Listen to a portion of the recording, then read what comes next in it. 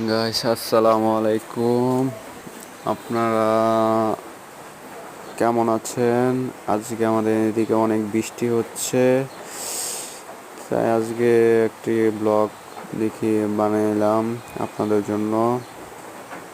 এই যে দেখতে পাচ্ছেন আমার এই বাড়ির উঠান, এটা উঠান বলে আমাদের এদিকে। আপনাদের এদিকে কি বলে সেটা কমেন্টে জানাবেন। আর এটা হচ্ছে আমার ছাগলের ঘর। আজকে বৃষ্টির জন্য ছাগলের ঘরটা পরিষ্কার করা হয় নাই, শুক্রবার। এই যে আমাদের চীনা হাঁস বাচ্চা দিচ্ছে অনেকগুলো। এই যে ছাগলের ঘর দেখতে পাচ্ছেন, এটা মাচা বানিয়ে নিয়েছি আমি। এই যে দেখতে পাচ্ছেন। আর বাইরে তো অনেক বৃষ্টি পড়তেছে গাইস। আর আপনাদেরকে দেখানোর চেষ্টা করবো যে ছাগলগুলো কোথায় রাখি আমি সারাদিন। এর আরেকটা জিনিস, যে আমাদের হাঁসগুলো বাইরে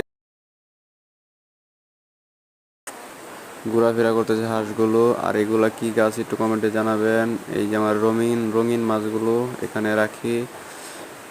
আর এই যে আমার ছাগলগুলো এখানে, এই যে দেখতে পাচ্ছেন। বৃষ্টির আগে আমি খাবার দিয়েছিলাম, তারপরে বৃষ্টি নেমে গেছে, তারপরে আমি রুমে চলে আসছিলাম তাদেরকে রেখে। তারা খাবার টাবার খেয়ে দাঁড়িয়ে আছে। আর এই যে দেখতে পাচ্ছেন এই যে আমাদের উঠানটা এখানে। আর ওটা হচ্ছে আমাদের রান্নাঘর, এটা হচ্ছে মাছেরই জায়গা।